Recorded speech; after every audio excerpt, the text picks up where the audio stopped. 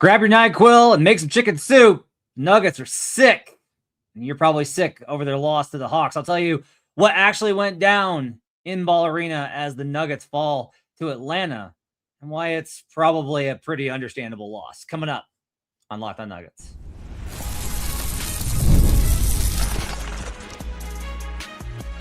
You are Locked On Nuggets, your daily Denver Nuggets podcast.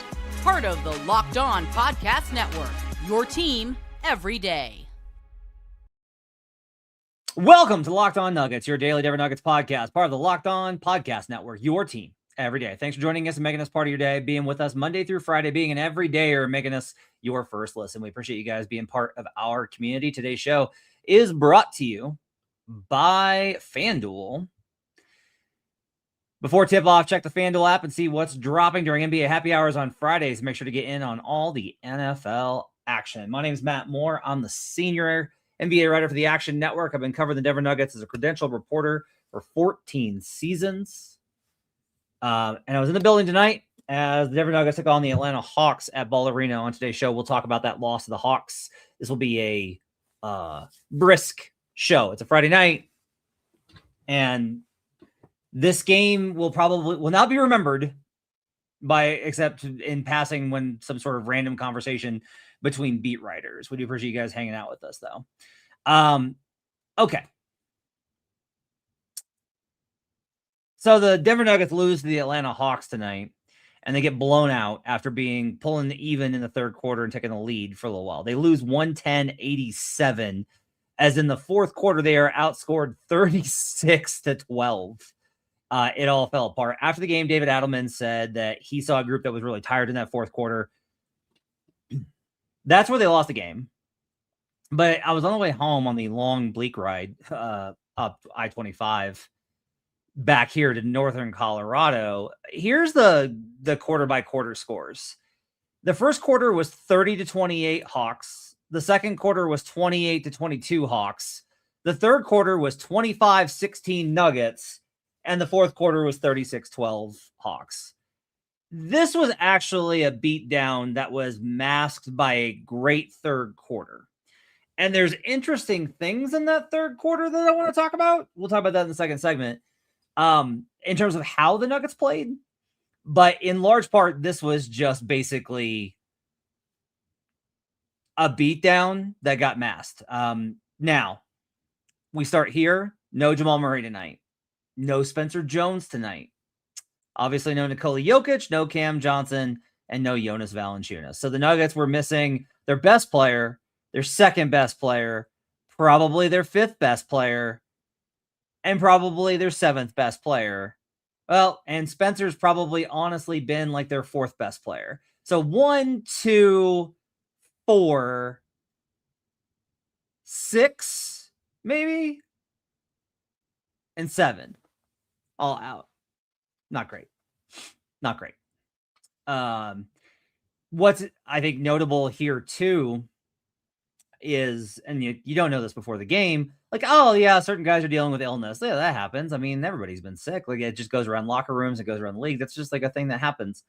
However, this is like an extreme situation. It turns out Jamal Murray, even though he was listed as questionable with the ankle injury, and the ankle had been bothering him, and Adelman said it's been a constant issue this season. But the real reason that Murray was out was he was sick. He was so sick he was not in the building. So he was out. Spencer Jones, with his foot injury, he was out. Jalen Pickett was supposed to come to podium after the game to talk to us and could not because he was so sick and had to leave to go home. That's how sick the entire Nuggets locker room is. So basically the entire team had the flu. So they're without their two best players and they're all sick. Not great. So like I'm not gonna flambe this team for how they played tonight, because if they're all sick, then it makes a lot of sense. Like Tim Hardaway Jr. is probably just getting over what he had that caused him to be a game time decision last week. So, I think it's a pretty understandable loss. Like, you start with like, oh, they don't have Nikola. Okay, well, it's understandable if they lose. I still thought they would win this game. Like, I had written an entire thing today for the Denver Dig and for our Everydayer Club about, which you can join up at lockedonnuggets.supercast.com. I'd written this entire thing about assuming I'm giving the Nuggets the Hawks win because I thought Jamal would play. If Jamal plays, they win this game. If Jokic plays, they win this game. You're like, well, it was a 20-point blowout. I understand. I am telling you, that's how big of a difference that it would have made in this particular game, given how the game went. The big bad headline is Nuggets lose, play terrible, lose game to Hawks. The big positive is that Peyton Watson once again had a great game, at least in the box score, and I think he had a good game overall. Peyton with 25 points, 9 of 19 shooting, 2 of 4 from 3, got to the line for 7 attempts, which I thought was really good. 11 rebounds, that's awesome. 4 assists, 3 steals, 5 turnovers, which we'll talk about a little bit more in the second segment. Obviously the best player on the floor tonight, had to be. It's a whole thing. I thought Peyton's response after the game, he was going to ask, what's he learning being this number one, kind of being the number one option. He was like, I'm learning how hard it is. He's like, I have so much respect for those guys. He's like, you think you're going to get the ball and it's going to be great. He's like, it's so challenging with what you see on every single possession. So it's just not surprising, I think, honestly, that the Nuggets lost this game, but it is really encouraging that Peyton had another great game. And we continue to have the conversation about it. We will talk about Christian Braun and his struggles in the last segment because I asked David Adelman, because I believe that the role of the reporter, media, analyst, etc., is to be the conduit between the fans and the coach. And so I knew what the answer was going to be, so I cheated. But I did ask David Adelman about Christian Braun. I'll tell you what he said coming up later in the show. Other kind of notable things from this game. So I do want to kind of point this out. This game was probably winnable if not for the stretch to start the fourth quarter, which I don't know why, but certain people are acting like Christian Braun was the only person on the floor at that time. And I actually thought that Christian was just pretty quiet in that stretch. I thought other parts of the game, Christian was worse. Christian didn't do much in that stretch and he needs to do more. But I thought Bruce Brown, Bruce is it's getting rough, and I will continue with the hey, they brought him in for what he did in 2023, which is he wasn't great in the regular season. He was great in the playoffs, so we'll see how that goes. What I will say is the Hawks outscored Denver 18-5 in points off of turnovers. And David Adelman after the game talked about the fast break points. The Hawks had 16. He listed 15. But he was like, I'm pretty sure all of those were off of our turnovers, and that was really the problem. The one quarter where they cut down on that was, of course, the third quarter. And they were just really bad with the ball tonight. And that was a collective issue from Christian Braun just losing the ball to Jalen Pickett having problems at certain times of the blitz. I thought he did better than others. Peyton Watson had 5 turnovers, and Adelman said after the game that he blamed their spacing more than he blamed Peyton for those. He thought that their spacing concepts were bad, and that put Peyton in bad positions, which is why he wound up turning the ball over. Some of that's probably true, but Peyton has been a pretty turnover-heavy person, and those points do go directly the other way. That said, it's not like Peyton had all of their turnovers tonight, as the Nuggets did rack up 19 turnovers tonight. Turns out that not having your starting point guard or your center, who's basically your actual point guard, is a problem. On top of Peyton's 5, everybody had one. Every player on the Nuggets had at least 1 turnover tonight. Think about that. Hunter Tyson, he was pretty good tonight. He was really good. 10 points, honestly, is great for him, and he hit some big shots. Jalen Pickett only finished with 1. I really did like the way that Jalen Pickett played tonight. Tim Hardaway Jr. had 1. Aaron Gordon had 1. Zeke Naji had 3. I did not like Zeke's minutes tonight at all. He finished with 12 points on 4 of 5. He was a minus 24. I thought he was really bad. I just thought that losing the ball, not being in the right place, thought his rotation, thought he over pursued on blocks. Did not think it was a good game for Zeke after his 2 really good ones. And Julian Strawther in 10 minutes was a disaster, and Strawther Island is going under. Coming up, I want to tell you about the third and fourth quarter, because that was what decided the game. And I want to tell you about what was different in the third quarter and why it's so interesting. And then we'll talk about the fourth quarter, which was less interesting and just more, bad. We'll talk about that coming up on Locked On Nuggets.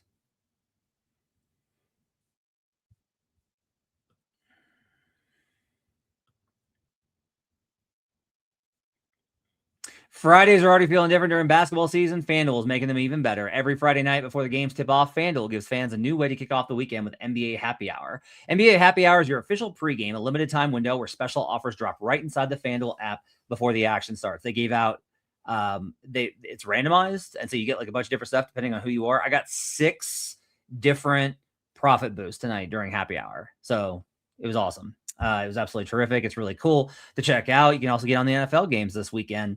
I got a good one here. So basically, all of the trends say that when you are one, you should bet massive dogs over a touchdown at home. Those tend to win.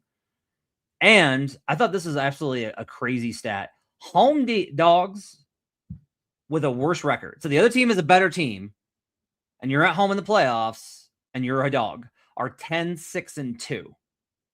So the Carolina Panthers are one of my best bets this weekend because every single trend that I found suggests that no, in fact, like the Panthers are a really good bet plus 10.5. They have a more than 100 point net deficit in like point differential. Those teams are actually above 500 ATS. It's crazy. Like all of these trends I found suggested here's how far I went with this.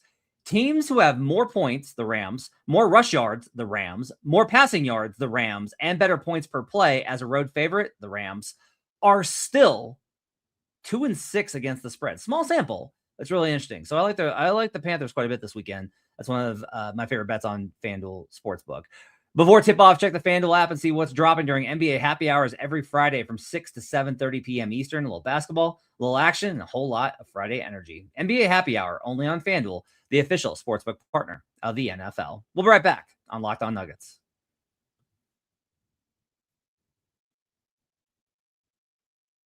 Back here on Locked On Nuggets. Thanks for joining us and making us part of your day. Appreciate you guys being with us. Here on a Saturday, if you're listening on the podcast, appreciate you guys being with us. Chat's bumping. You guys are so great staying up on this Hawks game. We have the best. We have the best fans. We have the best community. Nuggets fans are awesome. So, okay, in the third quarter, because that's obviously like where this game turned for the Nuggets, and they were able to get something going. Here's what I think is interesting. Okay, Peyton Watson in the first half. We're gonna look at the numbers. Peyton Watson in the first half had 14 points on 6 of 9 shooting. He had 5 rebounds, 3 assists, 2 steals, and he had 5 turnovers. Drew even. They were they were dead even in his minutes in that time period, in that first half.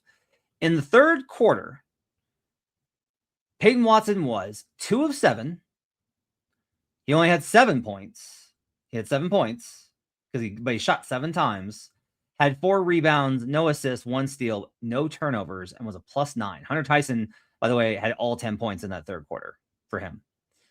The reason I bring this up with Peyton is they put him on ball in the first half, and Peyton played great, but there was enough turnovers, and the Nuggets actually lost their minutes until a kind of a late run at the end of the half that got them back into it. In the third quarter, it was mostly Peyton off ball. He did have 7 shots, but it was mostly either corner threes or him attacking on slides or in transition. It was not as much of him on ball. That's not to say that I think that this is a bad idea all the time. I just think that if we're talking about this particular game, I think that the biggest impact that Peyton was able to have tonight was when, again, he was able to give more effort on defense, because that was the real answer in the third quarter, is they played great defense. Now, they're not even in position to be able to make that run in the third quarter. Peyton doesn't give them the offense in the first half. This is the conundrum, right? Is like, oh, they're way better when Peyton focuses on defense and isn't on ball as much. They have no one else to score, so Peyton has to. And he can't ask the guy who's just learning how to do this to be an elite two-way player. Because I do think more and more, like I notice a lot of his best defensive plays. Like he had an absolutely incredible sequence in the third quarter, late third quarter, as they were making their push to take the lead, where he switched and then ran got over the screen to recover and then made another rotation. Like he made 3 really great defensive plays. And it's not that he can't do that when he's also got the ball, but I do think it's harder. And so I just think it's really interesting that his best quarter kind of came when, to me, it was mostly AG, Pickett, Hunter Tyson, other guys kind of creating the offense. And that to me was like, pretty great. They were forcing shots at the rim. Adelman had, okay, I want to talk about this. AG was shooting too much in the second half. Disagree, and I'm going to tell you why. David Adelman before the game, I asked him about, I was like, hey, so you've been this great turnover team this year, but even without Nikola, who's your orchestrator, your turnover rate's actually gotten even lower. How? Like, I would think it would get worse. And Adelman talked about this. He said, one of the things that we really stressed going into the Boston game is we have to attack the rim. We got to get shots at the rim. Because what it does is it allows everybody else to get back to prevent transition baskets and to set their half-court defense. That the guy give themselves a chance on the defensive end. I thought that was really interesting. And it explains a lot of why you saw AG playing the way that he did tonight. Because I understand why people are making the comments that they kind of did. I saw this on Twitter. And I saw like some of our guys were doing it too, of like criticizing AG for what he was doing. But when you think about it from this perspective, from what Adelman talked about, like that's a whole other level that I hadn't thought about. No, AG wasn't just like forcing shots because he wanted to. AG was actually trying to force shots at the rim. This is not true, Joe. This is not true that AG did not attack the rim. That is absolutely not true. He was drawing fouls, even non-shooting fouls, by attacking the rim. Like that's a thing that he did. Like I was there in the building watching it. And so they were like, AG was putting his head down and burrowing down, trying to draw contact and trying to get to the rim because that's part of the game plan.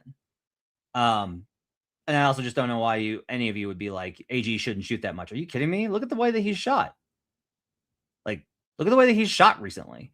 There were a lot of plays where AG was very deliberately attacking, and you saw a little bit of this from Bruce Brown too. The few good Bruce Brown things that he did tonight, and I thought Bruce was really bad, were when he was doing that. Like that to me was like what he was kind of doing. But they were drawing fouls in those kind of sequences, and that's part of the reason that they were doing that is they were getting downhill to get there. So that to me is like part of this kind of interesting thing is they're trying to get downhill. And Peyton did a great job of it too, because he was getting his Euro step tonight was incredible. He had like 2, 3, or 4 absolutely incredible Euro step moves inside for buckets. So that's all kind of, I think, part of the larger kind of thing here. So yeah, I'm really bummed that they lost on country western night with Bruce, and Bruce had a bad game. Sucks. Okay, so those are kind of my two thoughts. Is just like I thought it was really interesting that they made the push in the third quarter when it felt like Peyton was not as involved on ball offensively. Tony says the Nuggets are now 3-4 without Jokic, counting the loss against the Heat. Two things. One, Tony, you thought they were going to be 0-7. And two, I'm not going to count the loss against the Heat. You shouldn't either. You cannot. They do not know if Jokic has just suffered an ACL and is out for the season. Like the way that he reacted in that moment. Okay? You have to give them a break on the Heat game. He played for a half, so it's not a game that he missed. You have to give them a break on it. They are 3-3 without Nikola Jokic. Stop. And that's way better than what any of us thought that they were going to be. Now, so that the Peyton stuff with the on-ball was really interesting. And then I thought that the whole attacking downhill thing and how important that is. The biggest thing here really is just like you can't turn the ball over. If the Nuggets, if you're going to win these games, you cannot turn the ball over. And that doesn't matter who it is. It can't be Peyton. It can't be Jamal. It can't be Tim Hardaway Jr. It can't be AG. It can't be anybody. Like you can't Christian. You can't turn the ball over. They are not going to have a chance if they turn the ball over like they did tonight. But they also didn't have their starting point guard or their best player. So, as always, kind of hard to judge them off of this, especially when I know how sick they were now. Honestly, that's probably most of it. But coming up, I want to talk a little bit about what happened in that fourth quarter and why that was bad. And then we'll talk about the Christian Braun stuff. We'll do that coming up on Locked On Nuggets.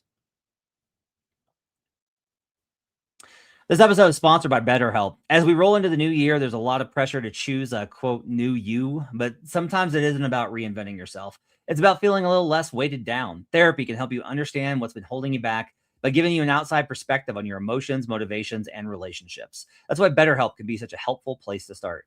I always kind of think that one of the big challenges that we face as we get older is just we're better at identifying and thinking through things and knowing things about ourselves. We learn ourselves, I think, a little bit better, but we still struggle in the moment, I think, with identifying what's going on with us. And therapy can really help you with knowing in the moment what's going on, accepting it, and then being able to still function, process, work, live while accepting those things, not burying them, but not letting it necessarily control you, about being in charge of your own mental and emotional state. BetterHelp has served over 5 million people with more than 30,000 therapists, and live sessions average a 4.9 out of 5 ratings across more than 1.7 million client reviews. BetterHelp makes it easy to get matched online with a qualified therapist. Sign up and get 10% off at betterhelp.com/LockedOnNBA. That's betterhelp.com/LockedOnNBA. We'll be right back on Locked On Nuggets.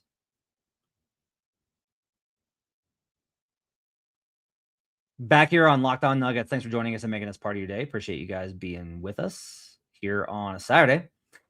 This is a great point by Perez. Lakers and Rockets lost today, which is good. That is, in fact, a good thing. Nuggets are going to be totally fine. Okay.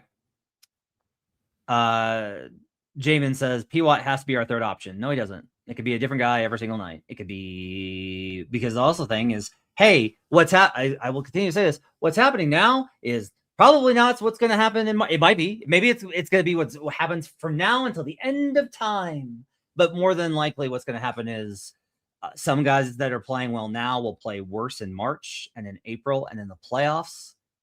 And guys that are playing terrible now will probably play better, because that's how time works. And that's how the NBA season works. And I feel confident in telling you that because of my experience covering the league. Okay. The fourth quarter was a disaster. It was an outright catastrophe. There is no but. There is no and yet there is no, but the thing is, no, it's just that's the end of it. It's just it was a complete and total disaster. And it was a collective failure by all of them. And Adelman after the game pretty clearly said they ran out of gas because everybody's sick and tired and it's the first game back from the road trip. Shout out Ryan Blackburn, who noted that as a bad opportunity. I continue to be baffled because it's the numbers keep saying that that's not a thing. And yet I keep seeing these situations where a team is on a long road trip, they come home and then they lose. It's baffling. That fourth quarter lineup, this is the one. In 2 minutes and 48 seconds, 3 minutes to start the fourth quarter, Aaron Gordon, it's Bruce Brown, Christian Braun, Tim Hardaway Jr., Aaron Gordon, and Zeke Naji. This is not the case of the young guys. This is your starting 2 guard and power forward, your backup point guard, ostensibly in Bruce Brown, your veteran that you brought in at small forward, and Zeke Naji, who is Zeke Naji. And they were a -10 in that stretch, getting absolutely obliterated. And that was it. That was the game. They got ran out to start the fourth quarter, and that was it. It was done. Everybody was bad in that stretch. It was not one person was the cause of it. That's not how it went. It was a collective failure from everybody. Tim Hardaway Jr. was 0 of 3 in that stretch. Zeke Naji made 1 bucket. One thing I will note that was really bothersome to me tonight, the Nuggets had really terrible KYP. And that's just attention to detail. And again, it's you're sick and you're tired and blah, blah, blah. I get it. I've said that a million times here. Jalen Johnson cannot be as wide open on 3-pointers as he was. They ran, because the Nuggets are switching everything. This is what I really don't like about switching anymore.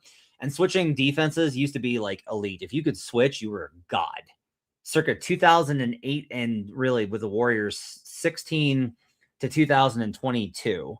If you could switch 1-5, you were just automatically going to be an elite defense. It's how Boston did it. It's how the Warriors did it.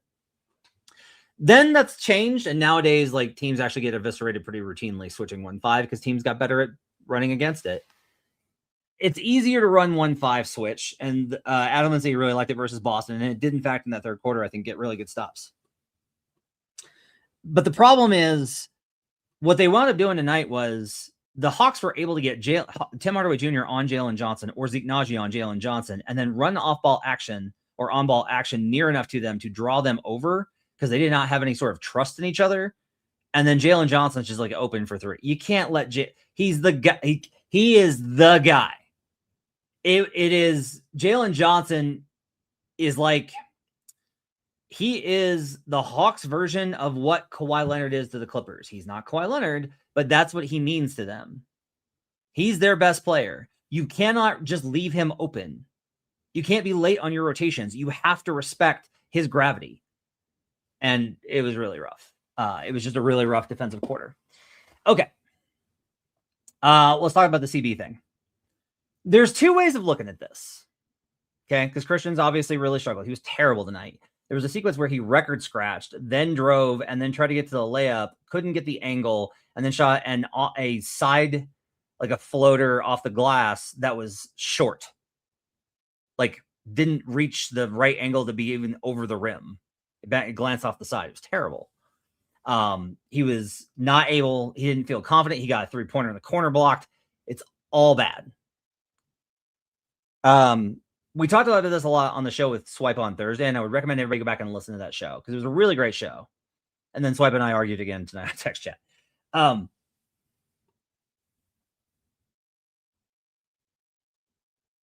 There's two ways of looking at this from the perspective of,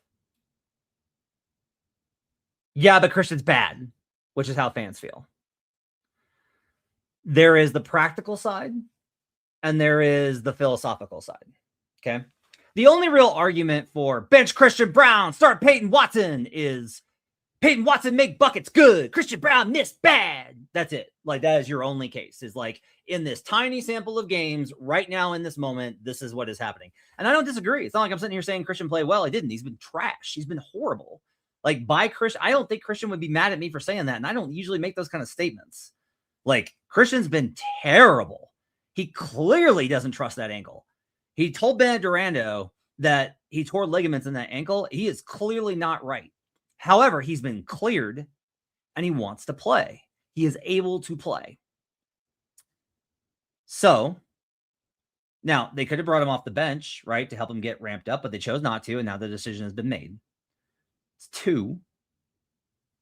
Here's the thing. You don't, in the NBA, you do not play like whoever's playing well right now. That's not how this works.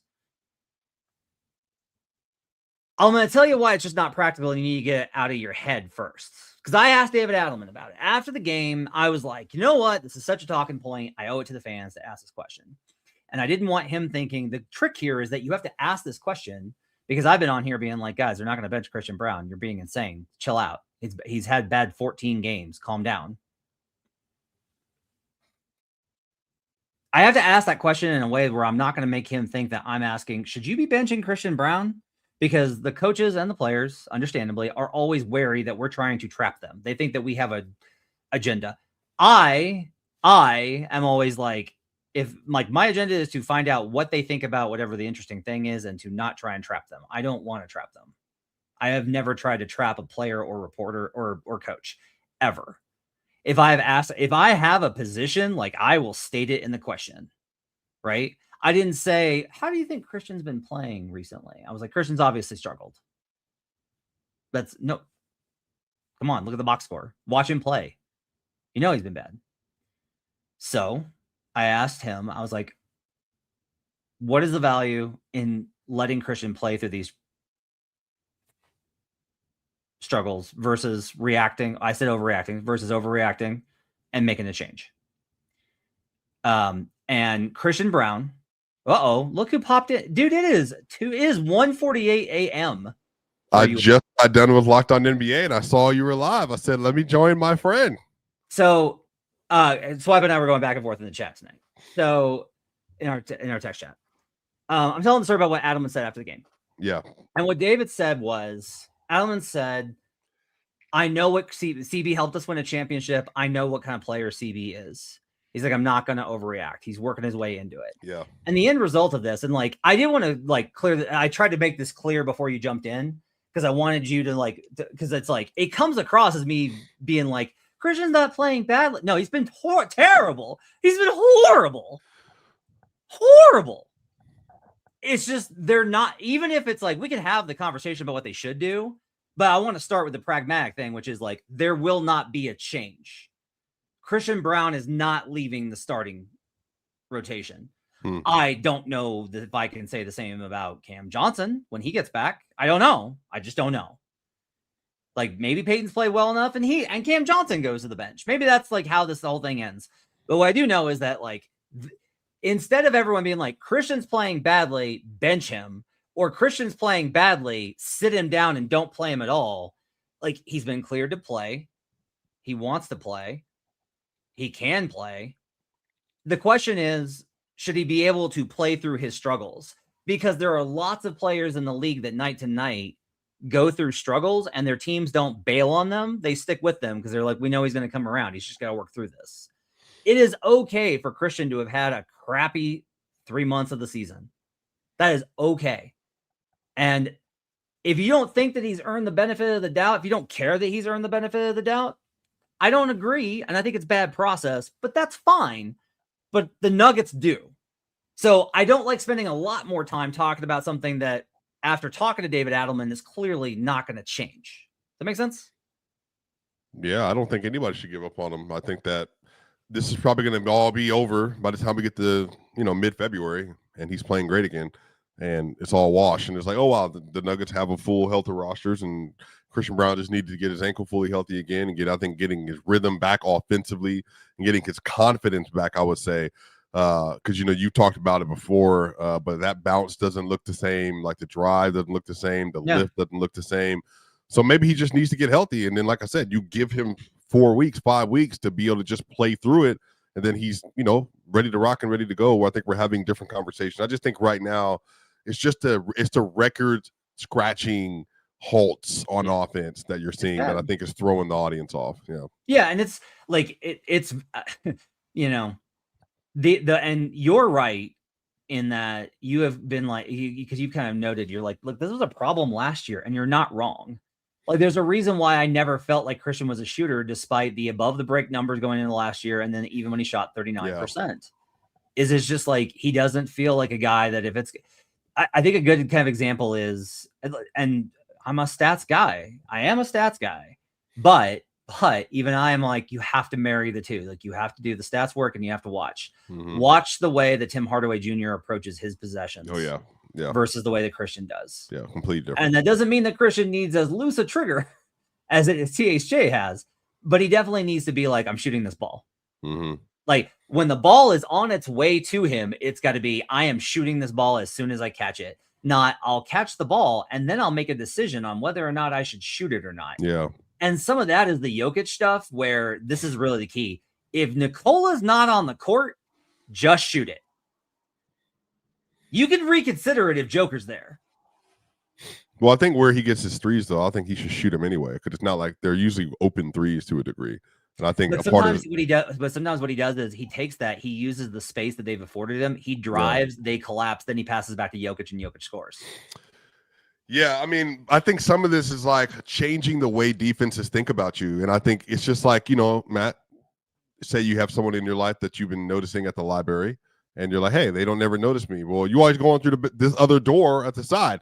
Maybe you got to go in through the front door every so often, and that way they can see you at the front desk like, oh, hello, my name is Hurricane. Nice to meet you.